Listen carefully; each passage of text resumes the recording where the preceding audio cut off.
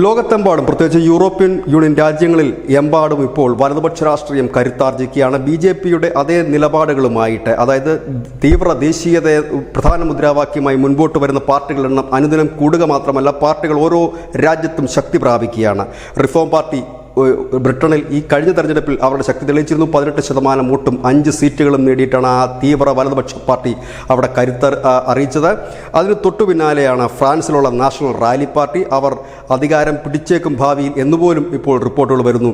ഒപ്പം തന്നെ ഇറ്റലിയിലുള്ള brothers of Italy, ഈ ബ്രദേഴ്സ് ഓഫ് ഇറ്റലിയുടെ ലീഡറെ നമുക്കെല്ലാവർക്കും അറിയാവുന്നതാണ്. മെലോണിയാണ്, അവിടുത്തെ പ്രധാനമന്ത്രിയാണ്. മെലോണിയുടെ പാർട്ടി ഒപ്പം തന്നെ ജർമ്മനിയിലെയാണ് ഇപ്പോൾ ലോകം ഉറ്റുനോക്കുന്നത്. കാരണം അവിടെ തെരഞ്ഞെടുപ്പാണ്, ഇന്നാണ് അവിടുത്തെ തെരഞ്ഞെടുപ്പ്. 2 സ്ഥലങ്ങളിൽ ഇന്ന് തെരഞ്ഞെടുപ്പ് നടക്കണം. അവിടുത്തെ വലതുപക്ഷ ചിന്താഗതിയുള്ള തീവ്രവാദത്തിനെതിരെ പോരാടുന്ന ദേശീയത വികാരമായി എടുത്തിട്ടുള്ള ഒരു പാർട്ടി, ആ പാർട്ടി അധികാരത്തിൽ ഏറും, ഇല്ലെങ്കിൽ അവിടെ കൂടുതൽ സീറ്റുകൾ നേടും എന്നാണ് ഇപ്പോൾ പറയുന്നത്. ആൾട്ടർനേറ്റീവ് ഫോർ ജർമ്മനി എന്നാണ് ആ പാർട്ടിയുടെ പേര്. ആൾട്ടർനേറ്റീവ് പാർട്ടി എന്നാണ് അത് അറിയപ്പെടുന്നത്. ഈ ആൾട്ടർനേറ്റീവ് പാർട്ടി നാളെ നടക്കുന്ന തെരഞ്ഞെടുപ്പുകൾ, പ്രത്യേകിച്ച് അവിടെ ഈ കമ്മ്യൂണിസ്റ്റുകൾ ഭരിച്ചിരുന്ന കിഴക്കൻ ജർമ്മനിയിലാണ് ആ പാർട്ടി വളരെ ശക്തമായി കയറി വന്നിരിക്കുന്നത്. ഈ ആൾട്ടർനേറ്റീവ് പാർട്ടി എന്ന് പറയുന്ന വലതുപക്ഷ പാർട്ടി കടന്നു വന്നിരിക്കുന്നത്.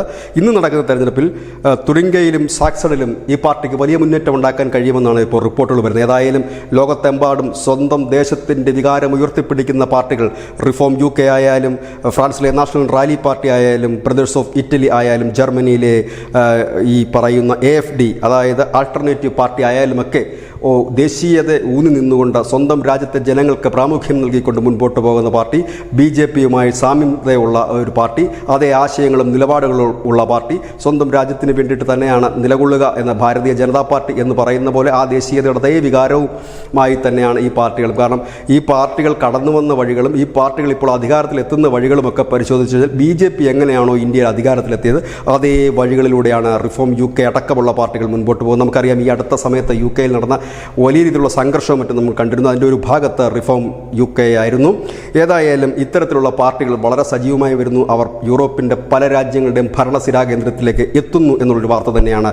ഏതായാലും ഇറ്റലിയിൽ ഇപ്പോൾ ഭരിക്കുന്ന തീവ്ര വലതുപക്ഷ പാർട്ടി തന്നെയാണ്. ഇതിൻ്റെ അലയൊലികൾ വരും നാളുകളിൽ മറ്റു യൂറോപ്യൻ രാജ്യങ്ങളിലേക്കും ഉണ്ടായേക്കും എന്നുള്ള റിപ്പോർട്ടുകളാണ് പുറത്തു വരുന്നത്. News desk news India Malayalam.